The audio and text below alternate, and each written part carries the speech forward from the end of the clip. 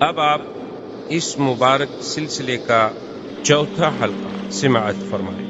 بعض لوگوں کو بڑی غلطی لگتی ہے، وہ کہتے ہیں حضور کے بیٹوں کا نام شاید طیب بھی تھا اور طاہر بھی تھا۔ یہ طیب طاہر آپ کے بیٹوں کا نام نہیں تھا۔ بہت سارے لوگ بلکہ بڑے اچھے خاصے پڑھے لکھے لوگ جو ہیں وہ بھی حضور کے بیٹوں کے نام طیب طاہر رکھ دیتے ہیں، حالانکہ حضور صلی اللہ علیہ وسلم کے کسی بیٹے کا نام طیب اور طاہر نہیں تھا۔ آپ کا پہلا بیٹا القاسم تھا، دوسرا بیٹا عبداللہ تھا۔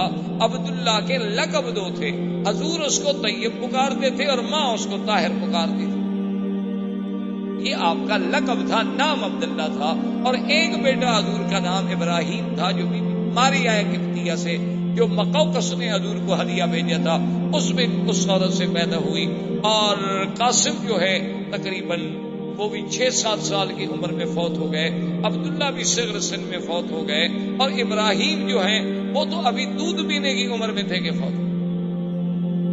اس لیے ایک صحیح حدیث مبارک میں ہے، حضور نے فرمایا ان لہ برزۃ فی الجنہ، میرے بیٹے کے لیے اللہ نے جنت میں بھی دایا کا انتظام کیا ہے، وہ دودھ پلاتی ہے۔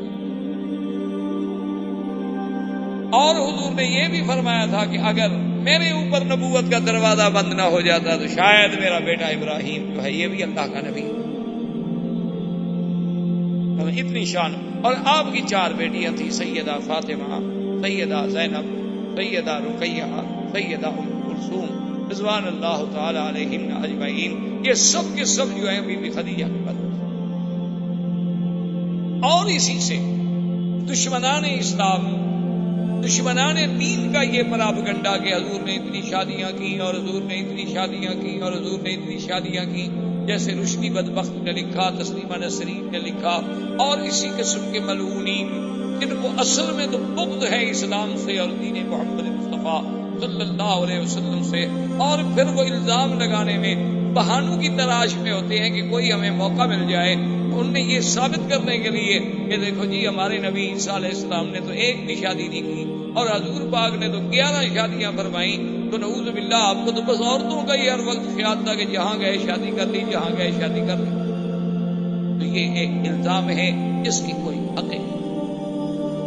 آپ خود اندازہ فرمائیں کہ آپ کے بچے کی عمر اگر 25 سال ہو تو آپ اس کے لیے 40 سال کی بیوی نہیں ڈھونڈتے۔ اور خاص طور پہ آپ 2 ڈاکٹر ہیں ماشاءاللہ، پڑھے لکھے لوگ ہیں، سمجھدار ہیں، آپ دیکھ لیں کہ سرزمین مکہ کی گرمی ہو تو 40 سال کی عمر کے بعد عورت میں رہتا کون سی جوانی رہتی؟ چلو ٹھنڈے علاقے کی عورتیں تو پھر بھی بیچاری کچھ لمبی زندگی گزارنے کی صلاحیت ہے، لیکن سرزمین مکہ کی گرمی ہو اور یہاں پر کھجور کی غذا ہو تو 40 سال کے بعد عورت میں باقی کیا رہ جاتا ہے کہ نعوذ باللہ اس کے لیے محض شہوانی جذبے سے شادی کی جائے، پھر آدمی کنواری لڑکی سے شادی کرے۔ اور حضور نے تو جب تک بی بی خدیجہ زندہ رہی 25 سال تک اور کوئی شادی نہیں، یعنی حضور صلی اللہ علیہ وسلم کی عمر 25 سال، زوجہ کی عمر 40 سال، اور حضور پھر 50 سال کی عمر پہ پہنچ گئے اور آپ نے کوئی شادی نہیں کی۔ تو جو جوانی کا حصہ تھا حضور کا وہ تو سارا بی بی خدیجہ کے ساتھ گزر گیا۔ جس سے ثابت ہوا کہ حضور کی کوئی شادی جو تھی دراصل وہ اپنے منشے سے نہیں تھی، بلکہ یہاں بھی میرے اللہ کی نگرانی تھی اور اللہ کے فیصلے تھے۔ اس لیے حضور صلی اللہ علیہ وسلم کی بعد میں شادی ہوئی بی بی عائشہ سے، بعد میں شادی ہوئی بی بی صفیہ سے، بی بی ام سلمہ سے، وہ بھی بوڑھی عورت تھی، بی بی سودا سے، وہ بھی بوڑھی عورت تھی۔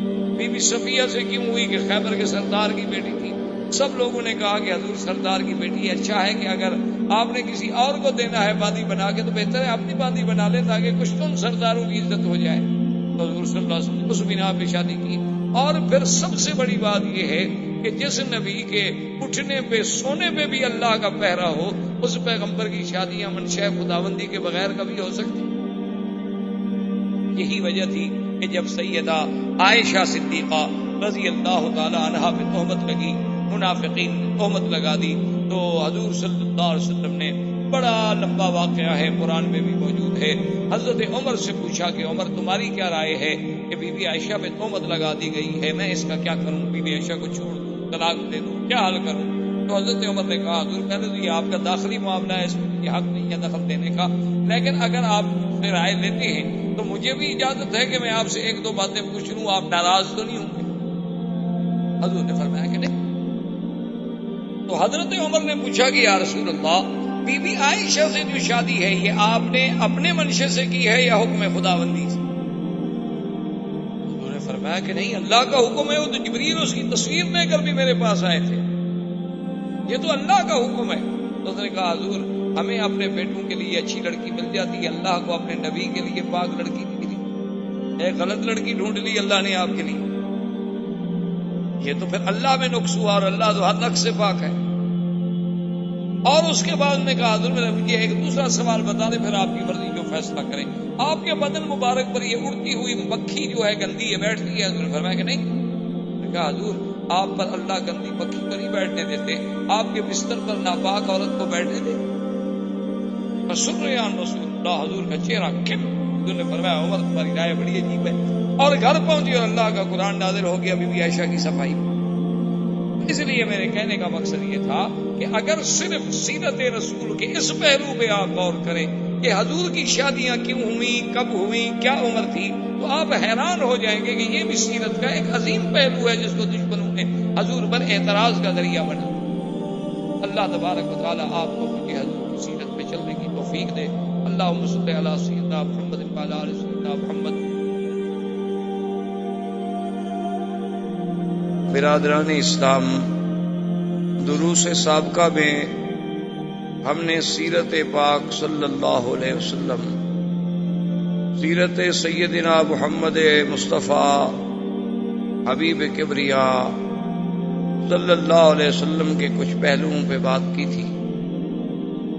حضور صلی اللہ علیہ وسلم کی ولادت مبارکہ کا ذکر، پھر حضور صلی اللہ علیہ وسلم کی رضاعت مبارکہ، پھر آپ کا مکہ مکرمہ میں واپس تشریف لے آنا، عبد المطلب کی کفالت کا زمانہ، اور اس کے بعد پھر حضور صلی اللہ علیہ وسلم کا عبد المطلب کی موت کے بعد اپنے چچا ابی طالب کی کفالت میں آنا، اور ابی طالب کی کفالت کے زمانے میں ہی حضور صلی اللہ علیہ وسلم کا پہلا سفر، اور اس کے بعد حضور صلی اللہ علیہ وسلم کا تجارتی امور کے لیے شام کا سفر، اور اس میں میسرہ غلام سیدہ خدیجہ رضی اللہ تعالی عنہا کا مشاہدہ احوال رسول پاک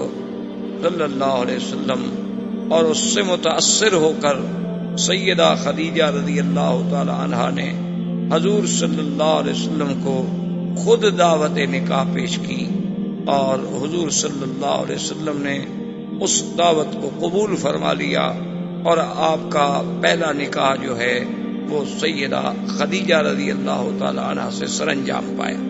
یہاں تک ہم نے باتیں عرض کی۔ اصل میں 2-4 روز سے مجھے تکلیف تھی، ایک دو دن حرم میں درس بھی دو درس نہیں ہو سکے، لیکن آج ہمارے ایک بزرگ مدینہ منورہ سے تشریف لائے تھے، تو سیرت بھی مدینے والے کی اور مدینہ منورہ کا مہمان بھی ہو، تو یہ مناسب نہیں تھا کہ میں چھٹی کروں، ورنہ حقیقتاً مجھ میں اتنی ہمت نہیں تھی، اور نہ ہی مزید بولنے سے اور گلے پہ اثر، لیکن بہرحال جب اللہ کی رحمت ہوگی تو سب باتیں خود بخود ٹھیک ہو جائیں گی۔ تو سیدہ خدیجہ الکبریٰ رضی اللہ تعالی عنہا دنیا کائنات میں وہ سب سے خوش نصیب خاتون ہیں، وہ سب سے خوش قسمت خاتون ہیں کہ جن کے مقدر میں سرکار دو عالم صلی اللہ علیہ وسلم کی زوجیت کا شرف آیا اور سب سے پہلے آئے۔ اسی لیے روایات میں یہ بات موجود ہے کہ کامل من الرجال کثیرون، کہ مردوں میں تو بہت کامل پیدا ہوئے، بڑے بڑے کامل پیدا ہوئے، اللہ کے نبی پیدا ہوئے، انبیاء و رسل پیدا ہوئے، لیکن عورتوں میں بہت کم کامل پیدا ہوئے، یعنی عورت ہو اور مقام کمال کو پہنچے، وہ خوش نصیب بیویاں، ان میں ایک سیدہ خدیجہ الکبریٰ ہے رضی اللہ تعالی عنہ۔ اسی طرح بی بی آسیہ، جنہوں نے فرعون کے گھر میں رہ کر بھی سیدنا موسیٰ علیہ السلام پہ اسلام لائیں، ایمان لائیں، اور اسی طرح بی بی مریم علیہ السلام جو سیدنا عیسیٰ علیہ السلام کی والدہ ہیں، اور اللہ نے انہیں بھی بہت بڑے شرف عظیم سے نوازا، اور اسی طرح اخت موسیٰ علیہ السلام، اور اسی طرح سیدہ عائشہ رضی اللہ تعالی عنہن اجمعین۔ یہ وہ خوش نصیب با کمال خواتین ہیں کہ جن کو اللہ نے مدارج کمال، مدارج جمال سے اور مدارج مقامات رفیع سے نوازا، کہ جن کا ذکر قرآن میں، حدیث پاک میں، لسان نبوت پہ آیا، اور ان سب میں پھر جو شرف سیدہ خدیجہ کو ملا ہے اس کا کوئی مقابلہ نہیں ہو سکتا۔ اسی لیے سیدہ خدیجہ رضی اللہ تعالی عنہا وہ خوش نصیب بیوی ہیں کہ حضور کی ساری اولاد مبارک، حضور صلی اللہ علیہ وسلم کی چاروں بیٹیاں، سیدہ فاطمہ الزہرا، سیدہ رقیہ، سیدہ زینب، سیدہ ام کلثوم، اور حضور کے بیٹے قاسم، عبداللہ، طیب اور طاہر جو ہے یہ لقب ہے، یہ الگ نام نہیں۔ طیب اور طاہر یہ لقب ہے حضور کے پیارے بیٹے عبداللہ کا۔ حضور پاک انہیں طیب کہہ کے پکارتے تھے، اور بی بی خدیجہ انہیں طاہر کہہ کے پکارتی تھی، ورنہ نام ان کا عبداللہ تھا۔ یہ بعض لوگوں کو بہت بڑی غلطی لگتی ہے، وہ سمجھتے ہیں کہ حضور کے بیٹوں کا نام طیب و طاہر ہے۔ یہ بات نہیں، حضور کے بیٹے کا نام قاسم ہے، دوسرے بیٹے کا نام عبداللہ ہے، اور تیسرے بیٹے کا نام ابراہیم ہے۔ یہ ابراہیم جو ہیں یہ بی بی خدیجہ سے نہیں، بلکہ یہ بی بی ماریہ قبطیہ جو بادشاہ حبشہ مقوقس نے حضور صلی اللہ علیہ وسلم کو ہدیہ بھیجا تھا، اور حضور نے انہیں پھر بیوی بنا لیا، تو اس بیوی سے حضرت ابراہیم پیدا ہوئے، اور حضرت ابراہیم دودھ پینے کی عمر میں، یعنی ابھی 2 سال کی عمر کے اندر اندر وفات ہوئی، اور میرے آقا نے سرکار دو عالم رحمت دو جہاں صلی اللہ علیہ وسلم نے فرمایا کہ اگر میرے بعد اللہ تبارک و تعالی نبوت کا دروازہ بند نہ کرتے تو یہ میرا بیٹا ابراہیم بھی نبی ہوگا۔ یعنی اتنا بڑا اعزاز ملا سیدنا ابراہیم کو۔ اور اس کے بعد حضور نے فرمایا کہ اللہ نے مجھے دکھلایا ہے کہ ان لہو مرضعہ فی الجنت، کہ جنت میں اللہ نے اس کی دودھ پلانے والی کا انتظام کیا ہے جو میرے بچے کو دودھ پلاتی ہے۔ اتنا بڑا اعزاز، تو یہ ساری اولاد جو ہے حضور کی وہ سیدہ خدیجہ الکبریٰ سے۔ اور اسی طرح سیدہ خدیجہ کے بارے میں سیدہ عائشہ صدیقہ بنت الصدیق رضی اللہ تعالی عنہ فرماتی ہیں کہ ما غرت علی احد من نساء رسول اللہ صلی اللہ علیہ وسلم، میں نے کسی عورت پہ اتنی غیرت کبھی نہیں کھائی جتنی بی بی خدیجہ پہ مجھے غیرت آتی تھی۔ تو ازواج مطہرات نے سوال کیا، انہوں نے کہا کہ یا امہات المؤمنین، آپ کو بی بی خدیجہ پہ غیرت کھانے کا کیا مطلب؟ حالانکہ بی بی خدیجہ تو آپ کی شادی سے بھی پہلے وفات فرما گئی، ان کی وفات تو مکہ مکرمہ میں ہو گئی، اور آپ کی شادی مدینہ منورہ میں ہوئی۔ تو جب آپ نے اس بی بی کا زمانہ ہی نہیں دیکھا، چلو بیویوں میں ہوتا ہے، یعنی 2 شوقنوں میں اس قسم کا جلن ہو جاتا ہے، یہ نیچر ہے، فطرتی بات ہے، لیکن آپ نے تو اس بی بی کا زمانہ ہی نہیں دیکھا، تو آپ کو کیا تکلیف ہو؟ تو بی بی عائشہ فرماتی ہیں لکثرت ذکر رسول اللہ صلی اللہ علیہ وسلم، کہ میرے محبوب کا ہر وقت اس کا ذکر کرنا کہ ہاکذا قالت خدیجہ، ہاکذا فعلت خدیجہ، خدیجہ نے یہ کہا، خدیجہ نے یہ کہا، خدیجہ نے یہ کہا، خدیجہ نے یہ کہا۔ تو تو جب محبوب کی زبان سے کسی دوسرے کا نام سنوں تو غیرت تو آتی ہے. تو اس لیے مجھے بی بی خدیجہ رضی اللہ تعالی عنہا پہ سب سے زیادہ غیرت آتی تھی کہ جب حضور کو کوئی ہدیہ پہنچتا، کوئی چیز آتی، فرماتے کہ خدیجہ کی سہیلیوں کو بھیجو، فلاں خدیجہ کی بہن بنی ہوئی تھی اس کو بھیجو.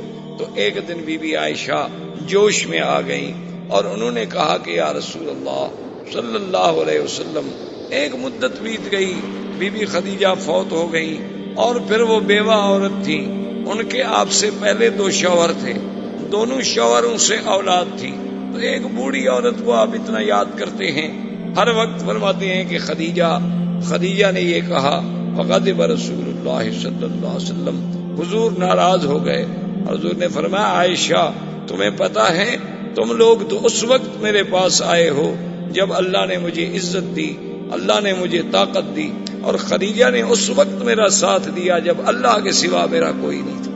تو خدیجہ کے تو مجھ پہ احسان ہے، میں کیسے خدیجہ کو بھول سکتا ہوں. تو خدیجہ محسنہ محمد مصطفیٰ ہے اور محسنہ اسلام ہے، اور اول من اسلمت، اور سب سے پہلے اسلام لانے والی ہستی سیدہ خدیجہ الکبریٰ رضی اللہ تعالی عنہا.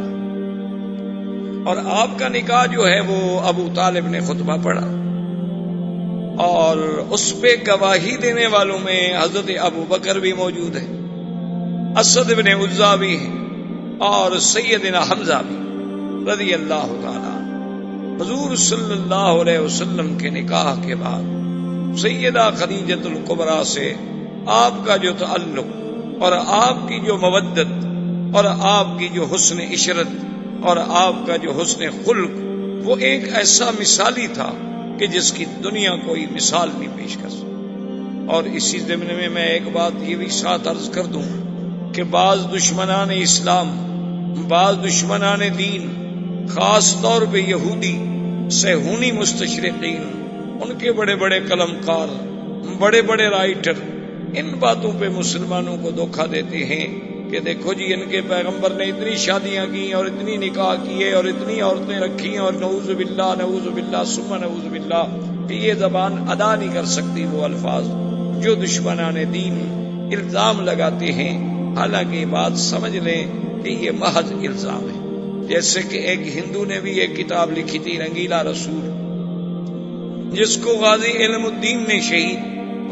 الدین شہید نے جسے قتل کیا تھا، اس بدبخت نے حضور صلی اللہ علیہ وسلم کے اسی کثرت ازواج، تعدد ازواج کو نشانہ بنایا تھا. اور اس دور میں جیسے رشدی نے حضور صلی اللہ علیہ وسلم کی ازواج کو نشانہ بنایا، اسی طرح اور بھی دنیا میں کئی ایسے لوگ ہیں جو یہودی الاصل ہیں، یہودی النسل ہیں، یا عیسائی ہیں، یا وثنی ہیں، یا ہندو ہیں. ایسے بدبخت پیدا ہوئے کہ جنہوں نے لوگوں میں یہ تاثر دیا کہ حضور پاک نے اتنی شادیاں کر لی اور حضور کو تو بس یہی تمنا تھی، اور نعوذ باللہ آپ کی طبیعت کا میلان اسی طرف زیادہ تھا. تو اس بات کو سمجھیں کہ یہ محض الزام ہے. نمبر 1، سب سے پہلے تو آپ اس ماحول پہ غور کریں جس ماحول میں سرکار دو عالم پیدا ہو. یہ زیادہ شادیاں کرنا یہ کوئی نئی بات نہیں تھی. پہلے جتنے انبیاء گزرے ہیں، پہلے جتنے پیغمبر گزرے ہیں، ان میں بھی ایسے نبی گزرے جن کی 100 بیوی تھی، جیسے حضرت سلیمان علیہ السلام. اسی طرح اور انبیاء گزرے جن کی ان سے بھی زیادہ ازواج مطہرات. اور اس ماحول میں عام لوگوں کی بھی بیویاں ایک کے بجائے متعدد ہوتی تھی. تو اس زمانے میں پہلی بات تو یہ ہے کہ یہ عقلاً اور رواجاً کوئی عیب نہیں تھا. اصل میں بعض چیزیں ایک ملک میں عیب ہوتی ہیں اور دوسرے ملک میں عیب نہیں ہوتی. مثلاً آج کل ہم انڈو پاک میں چونکہ ہندو تہذیب سے متاثر ہیں، ہمارے لوگوں نے ہندوؤں کے ساتھ مل کے زندگی گزاری، ان کا آپس میں ملنا جلنا رہنا سہنا، جس کا نتیجہ یہ نکلا کہ ہندو تہذیب کے اثرات جو تھے وہ مسلمانوں پہ آ گئے کہ ہمارے ہاں بھی دوسری شادی ایک جرم بن گئی، دوسری شادی کرنے والا مجرم بن گیا، اور دوسری شادی کرنا نعوذ باللہ ایک اتنا بڑا گناہ کا کام ہو گیا اتنا بڑا جرم سمجھا گیا کہ اس کو برادری سے، قوم سے، قبیلے سے کاٹ دیا جاتا ہے. اس نے دوسری شادی کر لی اور اس نے دوسری شادی کر لی. حالانکہ آج بھی آپ دیکھیں عرب میں ایسے قبائل موجود ہیں جن کی 4 بیویاں ہیں، ایک گھر میں رہتی ہیں، ایک جگہ کھانا کھاتی ہیں، ایک سفرے پہ بیٹھ کے روٹی کھاتی ہیں، ایک جیسے کپڑے پہنتی ہیں اور ایک دوسرے کے بچوں کو سنبھالتی ہیں. اس کے بچے اس کو ماں کہتے ہیں اور اس کے بچے اس کو ماں کہتے ہیں. کوئی تضاد نہیں، کوئی تعارض نہیں، کوئی جھگڑا نہیں، کیونکہ ان پر ہندو کا غلبہ نہیں، اسلام کا غلبہ ہے اور ہم پر تہذیب ہندوانہ کا غلبہ ہے، جس کی وجہ سے ہمارے ہاں دوسری شادی کرنا جو ہے وہ بہت بڑا جرم بن گیا. اور اسی طرح یورپ میں بھی آپ دیکھ لیں. اور بدقسمتی یہ ہے کہ جن قوموں کے نزدیک زنا جرم نہیں، وہی شادی پہ اعتراض کرتے ہیں. یعنی آپ دیکھیں دشمن کی 2 رنگی چال ملاحظہ کر کہ ایک طرف تو اس کو مرغی پہ ذبح کرنا جو ہے اس پہ رحم آتا ہے، کرنٹ سے مارتا ہے کہ مرغی کو تکلیف نہ ہو، اور دوسری طرف اگر سوفو میں، بوسنیا میں، شیشان میں، کشمیر میں، افغان میں، بلکہ ناگاساکی اور ہیروشیما میں اللہ کی مخلوق کو تباہ کر دیا جائے کروڑوں اور لاکھوں کے حساب سے، وہاں رحم نہیں آتا. جن لوگوں نے اپنے آپ کو اتنی اوپن کیا ہوا ہے کہ جن کے نزدیک زن، زر، زمین کا کوئی قانون ہی نہیں ہے، یعنی عورت اپنی رضامندی سے جو چاہے کرے، شرط یہ ہے کہ رضامندی، ان کے نزدیک شادی پہ اعتراض ہے. اور اس کا نتیجہ کیا نکلا؟ آپ نے چند دن پہلے پڑھا ہوگا اخبار میں کہ اس وقت امریکہ جو اپنے آپ کو ایک سپر پاور اور پتہ نہیں کس کس سوم میں مبتلا ہے، جس نے پوری دنیا کی چوکیداری کے فرائض سنبھال لیے ہیں کہ ساری دنیا پہ ہمارا نیو ورلڈ آرڈر چلے گا، ساری دنیا پہ فلاں آدمی کا جو ہے کھڑا کیوں ہوا، یہ آدمی بیٹھ کیوں گیا اور یہ آدمی جو ہے سو کیوں گیا، یہ بھی ہم سے پوچھا جائے. اس کا یہ عالم ہے. وہاں 10 لاکھ لڑکیاں نکاح سے پہلے چھوٹی عمر میں حاملہ ہوتی ہر سال 10 لاکھ، اور ہر سال 10 لاکھ حرامی بچہ پیدا ہو. 50 سال میں کتنے ہو جائیں گے آپ حساب کر لیں، پھر ان کا عدد دیکھ لیں ٹوٹل کہ کل آبادی کتنی ہے. اور ہر سال 10 لاکھ حرامی بچوں کا اس میں اضافہ ہوتا ہے. اس سے خود اندازہ کر لیں کہ وہ قوم جن کو اپنی نسل کا علم نہیں، اعتراض کرتے ہیں حضور صلی اللہ علیہ وسلم پر، یہ کتنی بڑی بدقسمتی.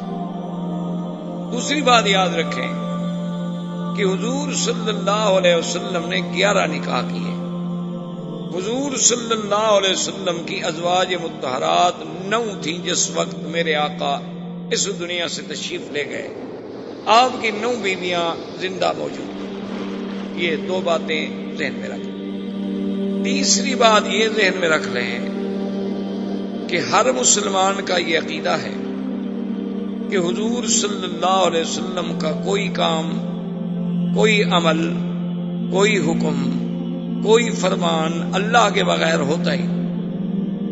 تو اس کا مطلب یہ ہوا کہ حضور صلی اللہ علیہ وسلم کے نکاح، حضور صلی اللہ علیہ وسلم کی شادیاں، حضور صلی اللہ علیہ وسلم کی ازواج مطہرات، یہ بھی اللہ کے حکم سے نکاح سر انجام ہو. تو جب اللہ کا حکم ہو تو اللہ کا رسول اپنے حکم، خدا کے حکم کو کیسے توڑ سکتے ہیں؟ یہ بات ذہن میں رکھ لیں. اور اس کے ساتھ اب سیرت کا بھی ایک پہلو دیکھیں. سارے قرآن میں آپ نظر ڈالیں، پہلے تو نظام عالم یہ ہے، سنت اللہ یہ ہے کہ اللہ قرآن میں عورتوں کا ذکر زیادہ نہیں فرماتے، بلکہ وہ مردوں کے تابع ہو کے ایک حکم عام دے دیا جاتا. لیکن کہیں کہیں یہاں ذکر بھی آیا تو وہاں لفظ امرأہ استعمال کیا گیا. یاد رکھو، ایک لفظ ہے امرأہ، ایک لفظ ہے زوجہ. ان دونوں لفظوں میں جو فرق ہے وہ لغت کے ماہرین عرب سمجھتے ہیں کہ زوج، زوجہ، زوجہ جو ہے یعنی یہ ایک برابری کا لفظ ہے. زوج 2 عدد، جو دونوں چیزیں برابر ہیں اس کو کہتے ہیں زوج. تو زوجہ اور زوج یعنی گویا کہ دونوں ایک ہی گاڑی کے 2 پہیے ہیں اور برابر ہیں. امرأہ میں وہ معنی نہیں ہوتا، اس میں آتا ہے مطلقاً عورت. امرأہ کا معنی ہوتا ہے مطلق عورت. زوجہ کا معنی ہوتا ہے کہ زوج کی برابری کرنے والی عورت. دونوں کو ذرا سمجھنے کی کوشش کریں. اچھا اب دیکھو، ایک آدمی اگر عرب میں مثلا دوسری شادی کر لے اور اس کے بچے سے پوچھو تو وہ بھی یہ عورت کیا ہے، وہ کہے گا امی، یہ میری ماں ہے. دوسری عورت کے بارے میں پوچھو کہ یہ کون ہے، وہ کہے گا امراۃ ابی، وہ کہے گا یہ میرے باپ کی بیوی ہے.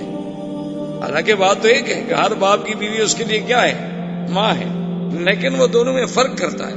وہاں تو کہے گا امی یا کہے گا زوجۃ ابی، اور یہ کون ہے، امراۃ ابی، یہ میرے باپ کی عورت ہے. کیونکہ جو لفظ زوجہ اور ماں کے اندر مقام تھا وہ لفظ امرا میں نہیں، تو وہ آخر دوسری عورت کو اپنی ماں کا مقام تو نہیں دے سکتا جو اس کی حقیقی ماں ہے. اس کا مرتبہ کیسے وہ دے سکتا ہے؟ ٹھیک ہے اس کے باپ نے شادی کر لی، وہ اس کی ماں بن گئی، لیکن حقیقی ماں کا مقابلہ تو نہیں کر سکتی. اب دیکھیں پورے قرآن میں اللہ تبارک و تعالی نے جہاں جہاں بھی نام لیا، فرمایا اذ قالت امراۃ عمران، عمران کی بیوی امرا. ضرب اللہ مثلا للذین کفروا امرأۃ نوح وامرأۃ لوط. اللہ نے مثال بیان کی حضرت لوط کی بیوی اور حضرت نوح کی بیوی، لیکن امرأۃ نوح، امرأۃ لوط. نوح بھی پیغمبر، لوط بھی پیغمبر، لیکن ان کی بیویوں کو قرآن کیا کہتا ہے، امرأۃ نوح امرأۃ لوط. ضرب اللہ مثلا للذین آمنوا امرأۃ فرعون اذ قالت رب ابن لی عندک بیتا فی الجنہ. اللہ نے مثال پیش کی کہ فرعون کی بیوی امرأۃ فرعون، حالانکہ بی بی آسیہ بڑی شان والی بیوی ہے، لیکن قرآن کیا کہتا ہے، امرأۃ. اچھا اسی طرح قرآن نے ایک مسئلہ بیان، وامرأۃ مؤمنۃ ان وهبت نفسها للنبی ان اراد النبی ان ينكحها خالصۃ لک من دون المؤمنین. اللہ نے فرمایا کہ اگر کوئی عورت، وہاں بھی امرأہ، سارے قرآن میں نظر ڈالیں، نوح کی بیوی کا نام، عورت کا نام آئے تو امرأۃ نوح، لوط کی بیوی کا نام آئے تو امرأۃ لوط، فرعون کی بیوی کا نام آئے تو امرأۃ فرعون، عمران کی بیوی کا نام آئے تو امرأۃ عمران. لیکن شان رسالت دیکھیں، شان محمد مصطفیٰ دیکھیں صلی اللہ علیہ وسلم، کہ اللہ نے میرے مدنی کی بیویوں کو عمرانی کہا. فرمایا یا ایھا النبی قل لازواجک وبناتک ونساء المؤمنین. میرے مدنی صلی اللہ علیہ وسلم، نبی پاک آپ، یا ایھا النبی قل لازواجک، ازواج زوج کیوں حضور کے قریب لا رہے ہیں؟ حضور کی شان کی وجہ سے بیویوں کا شان بھی اونچا ہو گیا. جو چیز بھی میرے مدنی کے قریب آئی وہ بھی آسمانوں کو پہنچ گئی، اس کو بھی بلندی مل گئی، وہ بھی زوجہ کے. یا نساء النبی، اللہ نے فرمایا میرے مدنی پاک کی بیویوں، لستن کاحد من النساء. یعنی آپ اندازہ فرمائیں کہ کیا خطاب ملا ہے زوج کا. تو یہ بھی سیرت کا ایک پہلو ہے کہ اللہ نے کسی نبی کی بیوی کو زوجۃ النبی نہیں کہا، صرف محمد الرسول اللہ صلی اللہ علیہ وعلا آلہ واصحابہ وسلم کی بیویوں کو ازواج نبی کہا گیا.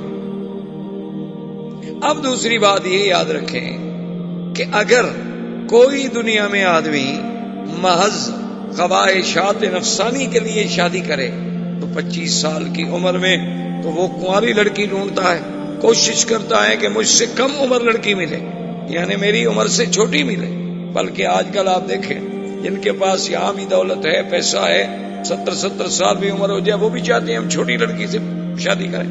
کئی دفعہ ایسا ہوتا ہے کہ ایک آدمی کے ساتھ عورت ہوتی ہے تو آدمی یہ تصور کرتا ہے کہ شاید یہ اس کی بیٹی ہوگی، لیکن جب پوچھتے ہیں تو کہتے ہیں نہیں یہ تو میری بیوی ہے.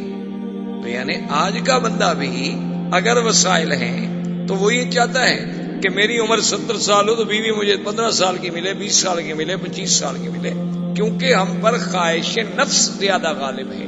اور سرکار دو عالم محبوب رب العالمین، رحمت دو جہاں اور معصوم سیدنا محمد مصطفیٰ صلی اللہ علیہ وسلم، آپ دیکھیں گے 25 سال عین شباب کا کمال ہے، اور پہلی شادی کس سے ہوتی ہے؟ سیدہ خدیجہ الکبریٰ، جن کی عمر 40 سال۔ چلو ایک منٹ کے لیے ہم دشمنوں کی بات مان لیں کہ جی وہ تو ایک ضرورت تھی اور امیر عورت تھی اور سردار قبیلے کی عورت تھی، حضور کو اپنے تحریک چلانے کے لیے سرمایہ کی ضرورت تھی تو حضور پاک نے ایک عورت سے شادی کر لی، چلو اس کے بعد تو حضور فوراً اس کا مال لینے کے بعد اور شادی کر لیتے، لیکن حضور پاک نے 25 سال سے لے کر 50 سال کی عمر مبارک تک اور کوئی شادی نہیں، یعنی 25 سال صرف حضور پاک کے گزرے تو سیدہ خدیجہ کے ساتھ، جو ایک بوڑھی عورت ہیں، 40 سال کی عمر رسیدہ ہیں، پہلے 2 مردوں کی بیوی رہ چکی ہیں، تو سمجھ آیا کہ حضور کا خواہشات نفسانی کا تو کوئی مسئلہ ہی نہیں تھا۔ اور پھر حضور صلی اللہ علیہ وسلم کا اپنے وجود مبارک پر اتنا اللہ نے انہیں کنٹرول عطا فرمایا تھا کہ بی بی عائشہ فرماتی ہیں کہ جب چاہو حضور کو دیکھو روزے رکھ رہے ہیں تو معلوم ہوتا تھا کہ افطار ہی نہیں کریں گے، اور افطار کر لیا تو معلوم ہوتا تھا روزے بھی نہیں رکھیں گے، اور کبھی دن میں بھی روزہ، رات میں بھی روزہ، دن میں بھی روزہ، رات میں بھی روزہ۔ اچھا، اور بیویوں پہ نظر ڈالیں، بی بی ام سلمہ پہ نظر ڈالیں، بی بی سودا پہ نظر ڈالیں، جن کے بڑھاپے کا یہ عالم تھا کہ انہوں نے کہا کہ یا رسول اللہ ہمیں تو اب کوئی خواہش ہی نہیں ہے، لہذا ہمارا دن جو ہے وہ بی بی عائشہ کو دے دیا جائے، یعنی وہ بھی بوڑھی عورت ہے۔ اچھا، اصل وجہ کیا تھی شادیوں کی؟ اس میں اللہ کی حکمت تھی۔ بی بی زینب سے کیوں شادی ہوئی؟ تاکہ جاہلیت کی رسم، جاہلیت میں ایک رسم تھی کہ جس کو کہہ دیتے تھے کہ یہ میرا بیٹا ہے، زبانی بیٹا بنا لیتے، تو اس بیٹے کی بیوی کو بھی وہ حقیقی بیٹے کی بیوی کے برابر سمجھتے تھے کہ اس سے بھی نکاح حرام ہے، کیوں یہ بیٹا جو ہم نے کہہ دیا؟ تو اللہ پاک نے اس قانون کو توڑا کہ یہ رسم جاہلیت ہے، صرف بیٹا کہہ دینے سے کوئی بیٹا نہیں بن جاتا۔ اب حضرت زید رضی اللہ تعالیٰ عنہ، جنہیں حضور نے اپنا بیٹا بنایا اور جن کو سارے صحابہ کہتے تھے زید بن محمد صلی اللہ علیہ وسلم، یہ زید کون ہے؟ اصل میں یہ زید بن حارثہ۔ ان کو راستے میں کسی نے پکڑ لیا، قبیلے آتے ہیں نا، سفر کرتے ہیں، راستے میں قبیلے والوں نے پکڑ لیا، مکے میں آ کے بیچ دی کہ یہ غلام ہے، حالانکہ وہ بیچارے غلام نہیں تھے، بک گئے جب تو پھر بی بی خدیجہ نے خریدا، تو اب یہ غلام بن گئے بی بی خدیجہ کے۔ تو جب سرکار دو عالم صلی اللہ علیہ وسلم کی شادی ہوئی تو بی بی خدیجہ نے زید کو دیا حضور کے حوالے کہ آپ آج کے بعد میرے غلام نہیں ہوں گے بلکہ غلام ہوں گے محمد مصطفیٰ کے، اور آپ نے حضور صلی اللہ علیہ وسلم کی خدمت کرنی ہے۔ حضرت زید حضور کے اتنے قریب آئے، اتنی خدمت کی، حضور نے خوش ہو کے انہیں اپنے بیٹے کا لقب دے دیا اور فرمایا کہ زید تم غلام نہیں، تم میرے بیٹے ہو۔ تو لہذا لوگوں نے بھی انہیں زید بن محمد، زید بن محمد صلی اللہ علیہ وسلم کہہ کے پکارنا شروع کیا۔ اب اللہ کی شان دیکھیں کہ ان کے والد حارث وہ جناب تلاش کرتے کرتے کرتے کرتے مکے میں پہنچ گئے، اور انہیں پتہ لگا کہ تمہارا بیٹا تو یہاں موجود ہے زید۔ انہوں نے جا کے زید کو پکڑا، جب پکڑا تو پہچان لیا، آخر بیٹا بیٹا ہوتا ہے۔ انہوں نے کہا کہ بیٹا میں تو مدت ہو گئی تمہیں ڈھونڈتے ڈھونڈتے، باپ ہے، اولاد تو بڑا ایک سب سے بڑی کمزوری ہے انسان، یعنی اللہ تبارک و تعالی رحمت فرمائے انما اموالکم و اولادکم فتنہ، اولاد اور مال جو ہے سب سے بڑی آزمائش۔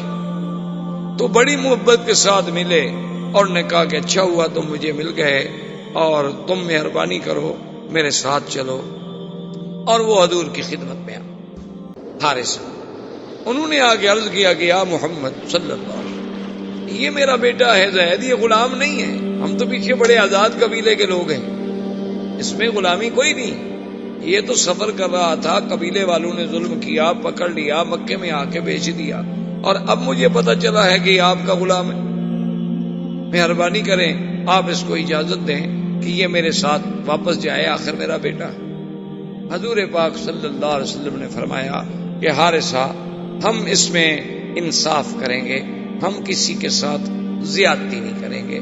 بات اتنی ہے کہ نخیر زید، ہم زید کو خیار دے دیتے ہیں اور اختیار دے دیتے ہیں کہ زید جہاں چاہے چلا جائے، اگر ہمارے پاس رہنا چاہتا ہے تو ہمارے پاس رہے، اگر اپنے والد کے ساتھ جانا چاہتا ہے، ورنہ تو ہم آپ کا کوئی حق نہیں، کیونکہ ہم تو خرید چکے ہیں۔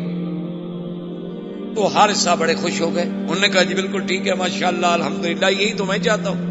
اور انہوں نے زید کو سمجھایا، قائل کرنے کی کوشش کی کہ بیٹا تمہیں لاکھ پیار ملے لیکن یہاں تو غلام ہی رہو گے نا، اور جب تم واپس جاؤ گے اپنے قبیلے میں تو تم ایک آزاد، ایک احرار اور حر کی حیثیت میں ہوگے۔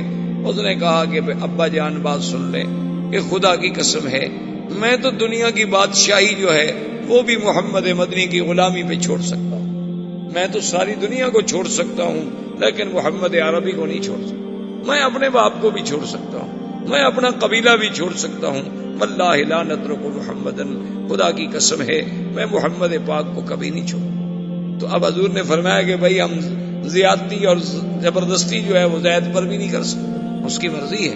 تو اتنا پیارا زید، اس کی شادی بھی حضور نے خود کی بی زینب سے، اور بڑا لمبا واقعہ ہے، بہرحال وہ شادی نہ نبھ سکی، طلاق ہو گئی۔ اللہ تبارک و تعالی نے یہ چاہا کہ اب حضور کی شادی بی زینب سے ہو تاکہ یہ رسم جاہلیت ختم ہو جائے کہ بھئی زبانی بیٹا زبانی بیٹا ہوتا ہے اور حقیقی بیٹا حقیقی بیٹا ہوتا ہے۔ یہ کیا بات ہے کسی کو کوئی کہہ دے کہ میرا بیٹا ہے تو بس بیٹا ہو جائے گا وہ۔ اور پھر شادی کا انجام بھی دیکھیں اور کمال بھی دیکھیں۔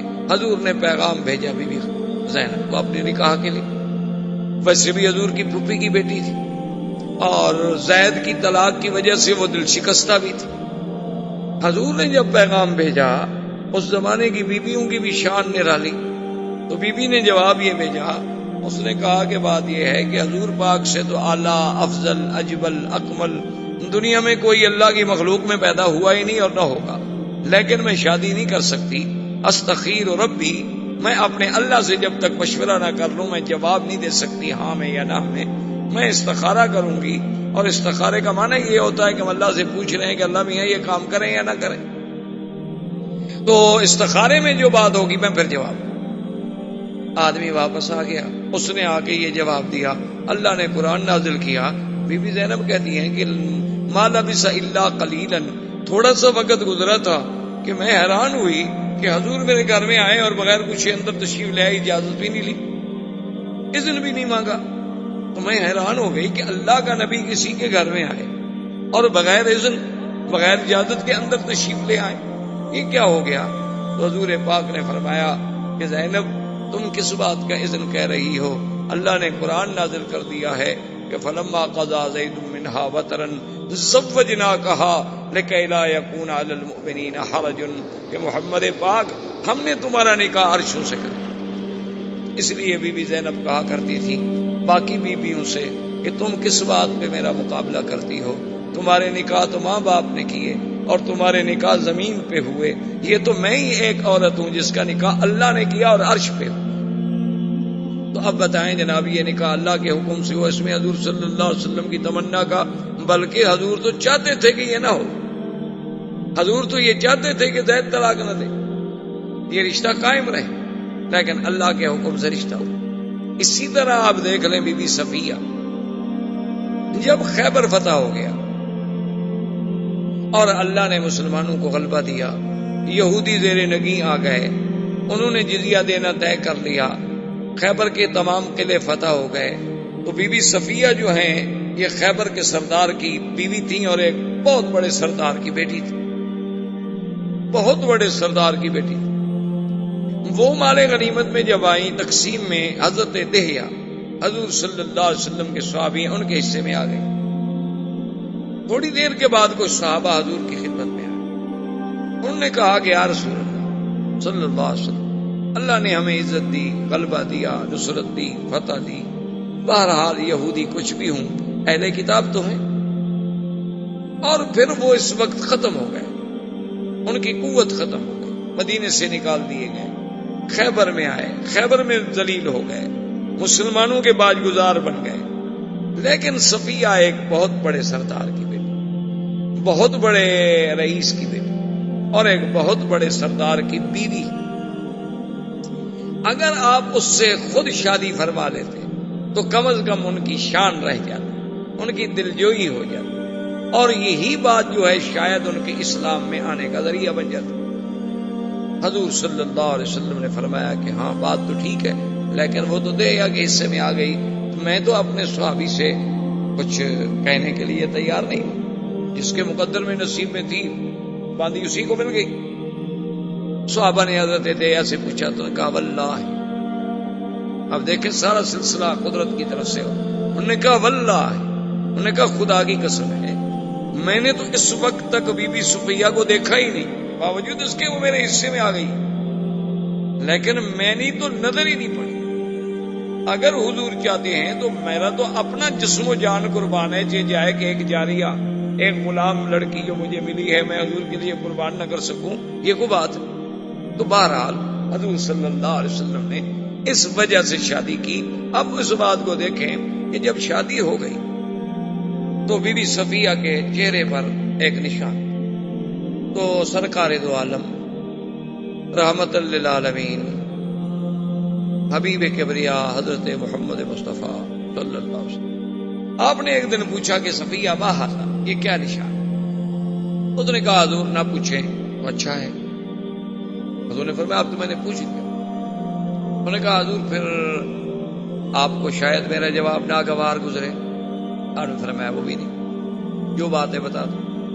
حضور نے کہا حضور بات یہ ہے اتنا عرصہ قبل میں نے خواب دیکھا تھا کہ ایک آسمان سے چاند اترا ہے اور میرے ساتھ آ کے بستر پہ لیٹا ہے, یہ میں نے خواب دیکھا. تو صبح میں نے یہ خواب جو ہے اپنے شوہر کو بتلایا کہ میں نے رات یہ خواب دیکھا ہے کہ آسمان سے ایک چاند آتا ہے اور آ کے میرے پہلو میں میرے بستر پہ لیٹ جاتا ہے. تو میرے خامد نے غصے میں آ کے مجھے مارا تو یہ میرا زخم ہو گیا. اس نے کہا اچھا حل تریدین ازواجک بمحمد, یہ خواب تم اس لیے دیکھ رہی ہو کہ تم محمد مصطفیٰ کی بیوی بننا چاہتی ہو, حالانکہ وہ تو یہودی.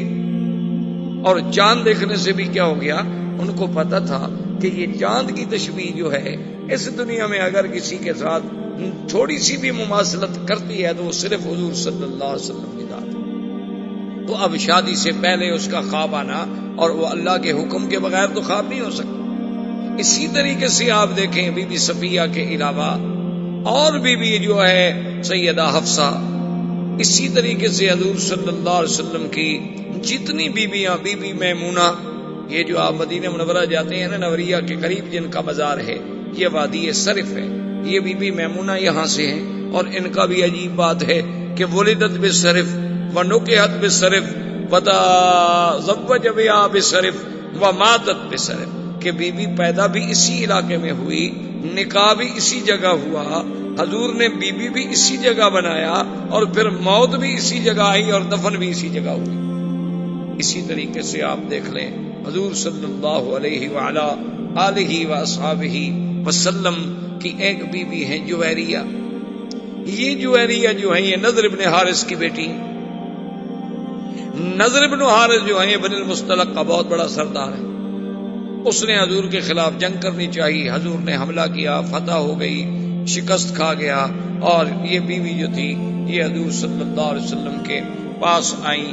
تو حضور صلی اللہ علیہ وسلم کو عرض کیا گیا حضور کہ نضر بن الحارث ٹھیک ہے آپ کا دشمن ہے, لیکن وہ بن المصطلق کا ایک بہت بڑا سردار, اور یہ سردار کی بیٹی, اگر یہ آپ کے گھر میں آ جائے تو تالیف قلب ہو جائے گی. حضور صلی اللہ علیہ وسلم نے قبول کیا. تو بی بی عائشہ فرماتی تھی کہ اس بیوی جیسی, بی بی جویریہ جیسی عورت خوش قسمت میں نے کوئی نہیں دیکھی. تو لوگوں نے پوچھا کہ بی بی وہ کیسے؟ انہوں نے کہا کہ جب حضور نے شادی کر لی تو جس صحابی کے گھر میں کوئی بی بی باندی بن کے, کنیز بن کے ملی تھی اسی خاندان سے, فَأَعْتَقُوهُمْ فَأُعْتِقَتْ مِئَةُ امْرَأَةٍ, انہوں نے کہا سب نے کہا بھی آزاد کر دو, اب تو ان کا حضور سے رشتہ ہو گیا. حضور کے رشتہ داروں کو ہم گھر میں غلام بنا کے کیسے رکھیں, کنیز بنا کے کیسے رکھیں؟ تو اس بیوی کی وجہ سے 100 لڑکی کو آزادی ملی. تو اس جیسی خوش قسمت بیوی کیسے ہو سکتی؟ بی بی ام حبیبہ ابو سفیان کی بیٹی, پہلا خامن جب فوت ہو گیا حضور صلی اللہ علیہ وسلم سے شادی ہوئی تو ایک ایک نکاح پہ آپ نظر دوڑائیں، ایک نکاح میں بھی حضور صلی اللہ علیہ وسلم کی خواہش نفسانی یا حضور صلی اللہ علیہ وسلم کی تمنا آپ کو نظر نہیں آئے گی، بلکہ اللہ کا احکام، اسلام کا پھیلانا، دین اسلام کی قوت کا ذریعہ بننا، اور وہ دین جس نے قیامت تک چلنا ہے۔ حضور کی داخلی زندگی کے بارے میں ہمیں کون خبر دے؟ یعنی خارجی زندگی تو صحابہ کے سامنے ہے، لیکن حضور کی داخلی زندگی، حضور کے گھر کی زندگی، حضور کی نیند، حضور کی تہجد، حضور کا رات کا پڑھنا، حضور صلی اللہ علیہ وسلم کا گھروں میں بیٹھنا، حسن معاشرت، یہ ساری چیزوں کا سبق کون دے سکتا تھا؟ اس لیے اللہ کو منظور یہ تھا کہ حضور صلی اللہ علیہ وسلم کی تعدد ازواج ہوں، تاکہ یہ بھی ایک ذریعہ بنے دین مصطفیٰ صلی اللہ علیہ وسلم کو پورے عالم میں پھیلنے۔ اور پھر عدل دیکھیں، اللہ نے ہر مسلمان مرد کے لیے 4 بیویوں کی اجازت دی کہ ہر آدمی 4 بیویاں کر سکے۔ قرآن پاک میں موجود ہے فَانْكِحُوا مَا طَابَ لَكُم مِّنَ النِّسَاءِ مَثْنَىٰ وَثُلَاثَ وَرُبَاعَ فَإِنْ خِفْتُمْ أَلَّا تَعْدِلُوا فَوَاحِدَةً، یعنی اگر چاہو تو 4 عورتوں سے شادی کر سکتے، بیک وقت ایک آدمی اپنے گھر میں 4 بیویاں رکھ سکتے۔ اچھا، اب اگر فرض محال ایک بیوی مر جائے، 3 ہو گئی، تو پھر 4تھی شادی اور کر سکتا۔ 2 بیویاں مر جائیں تو اب 2 شادیاں اور کر سکتا ہے۔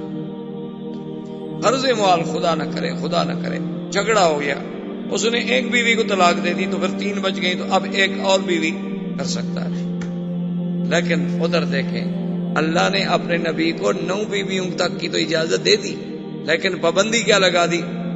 اللہ نے حکم فرما دیا کہ میرے نبی آج کے بعد آپ ان بیویوں کے بجائے اور کوئی شادی نہیں کر سکتے، کہ اس میں سے کسی کو طلاق دے دیں اور شادی کر لیں، نہیں، یا ان میں کوئی بیوی مر جائے تو اس کے بدلے میں اور بیوی لے آئے، نہیں، بس اب اللہ نے آپ کے مقدر میں یہ رکھ دی، یعنی اجازت تو 9 کی دے دی، لیکن آگے ہمیشہ کے لیے پابندی لگا دی۔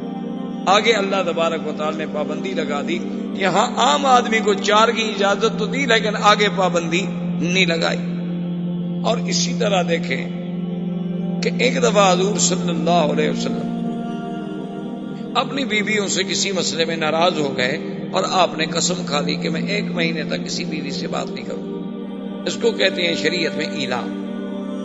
حضرت عمر رضی اللہ تعالیٰ عنہ کو جب پتہ چلا کہ حضور نے اپنی بیویوں کو طلاق دے دی، تو حضرت عمر تشریف لائے اور بی بی حفصہ سے بے حد ناراض ہو، اور انہوں نے کہا کہ دیکھو تم لوگ حضور کو ہر وقت تنگ کرتی ہو، خرچہ چاہیے، اور حضور خرچہ دیتے ہیں تو تم صدقہ و خیرات کر دیتی ہو، اور حضور صلی اللہ علیہ وسلم کو پریشان کرتی ہو ہر وقت، تو یہ بات جو ہے باعث خطرہ ہے، اور ہو سکتا ہے کہ حضور نے اگر طلاق دے دی تو اللہ تو قادر ہے حضور کے لیے اور بیویوں کا انتظام کرنے، اللہ کو کیا مشکل۔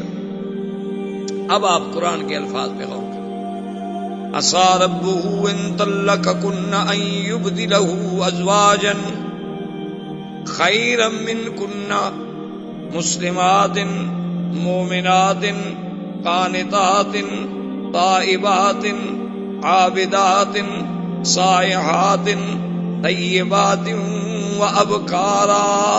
اللہ نے فرمایا کہ خبردار، اگر اللہ چاہے اپنے نبی کو حکم دے دے کہ تم کو طلاق دے دے، اللہ تم سے بھی زیادہ بہتر عورتیں نبی کے گھر میں لے آئے، جو اسلام والی ہوں گی، ایمان والی ہوں گی، راتوں کو عبادت کرنے والی ہوں گی، رات دن اللہ کے دین کے پھیلانے والی ہوں گی، روزے رکھنے والی ہوں گی، اور اپنے جسم و جان کی مال کی حفاظت کرنے والی ہوں گی۔ ایسی بیویاں بیوہ بھی ہوں گی، کنواری بھی ہوں گی، اگر اللہ چاہے تو آپ سے بھی زیادہ بہتر بیویاں لے آئے۔ اب مسئلہ سمجھیں، علماء نے لکھا ہے کہ اللہ کے نبی نے کسی بیوی کو پھر طلاق نہیں دی، اور اللہ نے یہ بھی حکم کر دیا کہ حضور اب یہ آپ کی بیویاں ہیں، ان کے بجائے اور تبدیل بھی نہیں ہو سکتی۔ تو علماء نے یہی سے نقطہ نکالا کہ ان بیویوں سے اور کوئی بیویاں اچھی ہوتی تو اللہ بدل دیتے، کیونکہ ان سے اور اچھی کوئی کائنات میں اور پیدا ہی نہیں ہوئی تھی، تو اس لیے اللہ نے بدلی ہی نہیں۔ ورنہ اللہ چاہتے تو ان سے اچھی ہوتی تو اللہ تبارک و تعالیٰ اور بدل دیتے. اچھا پھر دیکھیں قرآن کیا کہتے ہیں, طیبات و ابکارا, بیوہ اور کنواریاں. انہوں نے کہا یہی ترتیب دیکھ لو کہ پہلے شادی حضور کی بیوہ سے ہے اور کنواری کی بعد میں ہے, تو اللہ نے بیوہ کا پہلے ذکر کیا, کنواری کا بعد میں ذکر کیا, تو جس سے اشارہ ہوا کہ میرے نبی یہ ہم نے آپ کے لیے چن لی ہیں, یہ مسلمات بھی ہیں, مومنات بھی ہیں, قانتات بھی ہیں, تائبات بھی ہیں, عابدات بھی ہیں, سائحات بھی ہیں, ان سے اچھی بیویاں دنیا میں نہیں. تو یہ ساری تو پھر اللہ نے چن کے نبی کے لیے فیصلہ کیا, اس میں حضور کی ذات پہ اتہام لگانے کی یا حضور صلی اللہ علیہ وسلم کی ذات پہ حملہ کرنے کی کسی کو کیوں, ما سوا اپنی گمراہی کے یا اپنی بدباطنی کے اور کوئی اس میں وزن یا حقیقت یا دلیل کوئی. اب جناب دیکھیں کہ حضور کی شادی کے بعد سرزمین مکہ میں جو بڑا ایک مشہور یعنی واقعہ پیش آیا وہ تھا تعمیر کعبہ. یعنی ابھی حضور کو نبوت کا اعلان نہیں ہوا لیکن حضور کی شادی ہو گئی. حضور صلی اللہ علیہ وسلم کی زندگی میں آپ کے عین شباب میں کعبۃ اللہ کی تعمیر کا فیصلہ ہوا. دار الندوہ میں تمام مشرکین کے سردار اکٹھے ہوئے اور انہوں نے فیصلہ کیا کہ بھئی کعبہ شریف بہت بوسیدہ ہو گیا ہے, اس کی تعمیر دوبارہ ہوگی. اور اس کی تعمیر جو ہے, اب مسئلہ یہ تھا کہ حضرت ابراہیم علیہ السلام نے کعبے کی تعمیر کی تھی پتھروں سے جیسے آپ کے سامنے, اور مکے والے لوگ جو تھے وہ پتھروں کی تعمیر جانتے ہی نہیں تھے. یعنی سرزمین مکہ میں پہلے پتھروں سے گھر نہیں بنائے جاتے تھے, وہاں گھر بنتے تھے مٹی کے. جیسے آپ نے دیکھا نا اپنے دیہاتوں میں, آپ جانتے ہیں نا مٹی کی کچی کچی کی دیواریں کھڑی کر کے اوپر چھپر سے ڈال دیا, گھر بن گیا. تو اسی طرح سے مشرکین مکہ کے لیے ایک مسئلہ یہ تھا کہ بھی خدا کا گھر تو بنائیں, لیکن سوال یہ ہے کہ یہ پتھروں کی تعمیر ہم کیسے کریں, اور اگر پتھروں کی تعمیر ہم کریں تو پھر فاصلہ چھت کا بہت بڑا ہوگا, اس کے لیے لکڑی شتیر اور کڑیاں اور یہ کہاں سے لے آئیں. خیر اتفاق ایسا ہوا کہ ایک سفینہ آیا, کشتی آئی بہت بڑی مال بردار, وہ جدے کے قریب آ کے خشکی پہ چڑھ گئی اور ٹوٹ گئی. مکے والوں کو پتہ چلا کہ بھی ایک کشتی آئی ہے اور وہ بہت بڑی کشتی ہے اور ٹوٹ گئی ہے. انہوں نے کہا معلوم ہوتا ہے کہ اللہ میاں اپنے گھر بنانے کا کام ہم سے لینا چاہتے ہیں, اس لیے لکڑی کا تو انتظام ہو گیا. اب انہوں نے کہا بھی چلو لکڑی بھی وہاں سے ہم خرید لیتے ہیں, لیکن بنائے گا کون. تو چند دنوں میں خدا کی شان ہے کہ ایک قبطی قبط قبیلے کا آدمی جو ہے غلام, وہ مکے میں پہنچ گیا. اس نے کہا کہ میں تو کام ہی یہی کرتا ہوں پتھروں کی تعمیر کا. تو مشرکین مکہ نے کہا کہ وہ دیکھا بھی اللہ راضی ہے, ادھر لکڑی کا انتظام کر دیا اور ادھر ایک مستری بھی بھجوا دی, تو اب ہمیں کعبہ تو بنانا ہی بنانا. لیکن آئے پہلے ایک شرط کر, سب سردار اکٹھے ہو کے بیٹھ گئے اور شرط پتہ ہے کیا تھی کہ اللہ یکون مال حرام, کہ اللہ کے گھر میں حرام کا پیسہ نہیں لگے. انہوں نے کہا اچھا, اب حرام کی خود تعریف سنیں کافروں سے, ہیں کافر ہو. انہوں نے کہا ولا مال مہر بغی, بعض لوگ جو ہے لڑکیاں رکھ کے زنا کے پیسے لیتے تھے, انہوں نے کہا وہ پیسہ بھی اس میں شامل نہیں ہو. ولا مال ظلم, کسی نے کسی پہ ظلم کر کے پیسہ چھینا ہوا ہے تو وہ پیسہ بھی کعبے میں نہیں لگے گا. ولا ربن, اور کسی نے سود کا پیسہ لیا ہوا ہے تو وہ بھی کعبے میں نہیں لگایا جائے گا. حالانکہ وہ سود کھاتے تھے, ان کے نزدیک کوئی سود حرام شرام نہیں تھا, نہ ان کے نزدیک کوئی زنا شنا حرام تھا. بھائی بری بات تھی, لیکن حرام حرمت حلال کا تو کوئی مسئلہ ہی نہیں تھا ان کے نزدیک. لیکن کافر ہو کے فیصلہ کر رہے ہیں کہ اللہ کے گھر میں, اللہ کے اس کعبے میں نہ تو زنا کا پیسہ لگے, نہ ظلم کا, نہ سود کا. اب آپ خود اندازہ لگا لیں کہ آپ کے ملکوں میں جو سود سے مسجدیں بنتی ہیں ان کا کیا حکم ہے. بڑی بڑی مسجدیں بناتے ہیں انشورنس والے, بینک والے, ماشاءاللہ. حالانکہ ایک مسئلہ یاد رکھیں, جو مسجد حرام کے پیسوں سے بنائی جائے اس میں نماز نہیں ہوتی. جو مسجد زمین کسی سے ظلمن چھین کے بنائی جائے اس سے نماز نہیں ہوتی. جو مسجد گورنمنٹ کی زمین پڑی ہوئی ہے ان کی اجازت کے بغیر بنائی جائے وہاں بھی نماز نہیں ہوتی. نماز کے لیے تو پاک جگہ کی ضرورت ہے کہ وہ جگہ پاک ہو, وہ دیواریں پاک ہوں, اس میں پیسہ پاک ہو, پڑھنے والے پاک ہوں, تو اب یہ کافر ہیں، مشورہ کر رہے ہیں، مشورہ ہو گیا، اب اس کے لیے پیسے اکٹھے کیے تو پیسے تھوڑے ہو گئے، کیوں حلال کے پیسے اکٹھے کرنا تو بہت تھوڑا ہے نا جی۔ تو انہوں نے جب کہا کہ بھئی اب یہ پیسے تو اس سے تو عمارت نہیں بنتی، انہوں نے کہا اچھا ایسا کرتے ہیں کعبہ شریف کو تھوڑا چھوٹا کر دیں، لیکن حرام کے پیسے نہیں رکھتے۔ تو یہ جو ہجر اسماعیل ہے جس میں میزاب رحمت ہے، یہ حتیم جسے آپ کہتے ہیں، تو اس طرف سے انہوں نے کعبۃ اللہ کا کچھ حصہ باہر نکال کے دیوار اندر کر دی، کعبہ چھوٹا ہو گیا۔ انہوں نے کہا کعبہ شریف چھوٹا کر دو لیکن حرام کا پیسہ نہیں لگے۔ حلال کے پیسوں سے وہ لکڑی خریدی، سارا سامان تیار ہو گیا۔ اب مسئلہ یہ تھا کہ پہلے آخر کعبہ گرے گا تو بنے گا نا، اگر پہلی عمارت گرائی نہ جائے تو بنائے کیسے؟ اب انہوں نے کہا جی بات تو ٹھیک ہے لیکن گرائے کون؟ اللہ کے کعبے کو، اللہ کے گھر کو کون گرائے؟ یہ تو آج ہے نا لوگ فخر سمجھتے ہیں کہ جی ہم نے بابری مسجد گرا دی، ہم نے فلاں مسجد گرا دی، ہم فلاں مسجد گرا دے گئے، اور اس کی اینٹیں لگانا اور اکھاڑنا جو ہے وہ بھی عبادت شمار کیا گیا ہندوؤں کے نزدیک، کہ جو مسجد کی اینٹ اٹھا کے پھینک دے وہ بھی بڑا نیکی کا کام کر رہا ہے، اور جو دوسری جگہ سے آ کر اینٹ لگائے گا مندر کی وہ اور نیکی کا کام کر رہا ہے۔ جب عقل پہ پردے پڑ جائیں تو پھر اللہ ہی ہدایت دے سکتا ہے، انسان تو نہیں دے سکتا۔ انہوں نے کہا جی خدا کے گھر کو کیسے توڑیں؟ بڑی مشکلوں کے بعد ولید ابن المغیرہ ان کا بہت بڑا سردار تھا، اس نے کہا کہ بات سنو، میں بوڑھا آدمی ہوں، یہ ولید وہ ہیں جو حضرت خالد کے باپ۔ انہوں نے کہا میں بوڑھا آدمی ہوں، ایسا کرتے ہیں کہ پہلے کعبہ شریف میں توڑتا ہوں، اگر تو مجھے کچھ نہ ہوا تو فہو المراد، ہماری منت پوری ہو گئی، اور اگر مجھے کچھ ہو گیا تو چلو میں بوڑھا آدمی ہوں، کوئی جوان تو نہ مرے نا۔ اب جناب جب کعبہ توڑنے کے لیے آئے، آخر دیوار کے اوپر چڑھیں گے تو توڑیں گے، اندر دیکھا تو ایک بہت بڑا اژدہا، ایک بہت بڑا سانپ بیٹھا ہوا ہے۔ اب جناب بھاگے پیچھے، انہوں نے کہا بھی اندر تو سانپ بیٹھا ہوا، اگر ہم نے پتھر گرا بھی دیے وہ تو اندر بیٹھا ہوا ہے نا، اس کا کیا کریں گے؟ اور وہ اتنا بڑا ہے کہ اس کو ہم مار بھی نہیں سکتے۔ انہوں نے کہا کہ اب اس کا علاج یہ ہے کہ سب مل کے رات اللہ سے دعا مانگو کہ اللہ میاں تو ہماری نیتوں کو تو جانتا ہے، ہمارا مقصد تو تیرے گھر کی تعمیر ہے، کوئی توہین تو ہے نہیں، ہم اس لیے تو نہیں توڑ رہے ہیں کہ تیرے گھر کو مٹا دیں، ہم تو اس لیے توڑ رہے ہیں کہ یہاں نیا بنائیں۔ تو کہتے ہیں کہ صبح جب ہوئی، سارے قریش سرزمین کعبہ پہ موجود تھے کہ اجیاد کی جانب سے ایک بہت بڑا پرندہ آیا اور اس نے اس سانپ کو اپنے چونچ میں پکڑا اور اٹھا کے سب کے سامنے لے گیا۔ تو انہوں نے کہا بھی معلوم ہوتا ہے اللہ راضی ہو گیا، سانپ بھی چلا گیا۔ پھر بھی انہوں نے کہا کہ نہیں بھائی یہ ٹھیک ہے، سانپ تو چلا گیا لیکن بہرحال ولید ہی توڑے۔ تو ولید کدال لے کے کعبے کی دیوار پہ چڑھا، 2-3 پتھر توڑ دیے۔ اس نے کہا اب تو آؤ، کچھ نہیں ہوا۔ انہوں نے کہا کہ نہیں، ابھی رات گزرنے دو، ہم پہلے ہاتھیوں کے بادشاہ کا حشر دیکھ چکے ہیں، وہ بھی کعبہ توڑنے آیا تھا، ہم تو اتنی غلطی نہیں کرتے۔ اب 24 گھنٹے گزر گئے، اس نے کہا بھی اب تو میں ٹھیک ہوں، اب تو کچھ نہیں ہوا۔ انہوں نے کہا نہیں، پہلے تم اپنے بچوں سے کہو کہ وہ تمہارے ساتھ کھڑے ہو کے توڑے۔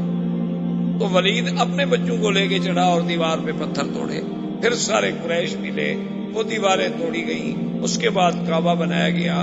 تو اس کعبے کی تعمیر میں سرکار دو عالم صلی اللہ علیہ وسلم بھی شریک، یعنی حضور پاک صلی اللہ علیہ وسلم بھی اس کعبہ بنانے میں شریک تھے۔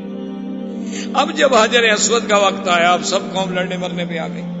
حضور پاک کی ذات تھی جنہوں نے چادر بچھائی اور کہا قریشیوں سے کہ مت لڑو، تم ہر آدمی کونے پکڑ لے اور اٹھا کے لے چلو۔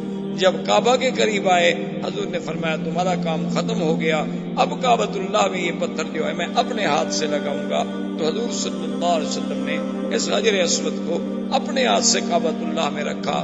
یہ اتفاق کی بات ہے کہ بعد میں کرامتہ نے یہ یعنی حجر اسود جو ہے، کرامتہ ایک بہت بڑا بے دین فرقہ گزرا ہے، انہوں نے ایک دفعہ اپنا کعبہ بنایا تھا بحرین میں، اور وہ اپنے کعبے کے لیے یہاں سے حجر اسود توڑ کے لے گئے۔ بعض تاریخوں میں ہے کہ 20 سال اور بعض تاریخوں میں ہے کہ 70 سال کا عرصہ جو ہے یہ پھر کرامتہ کے پاس رہا۔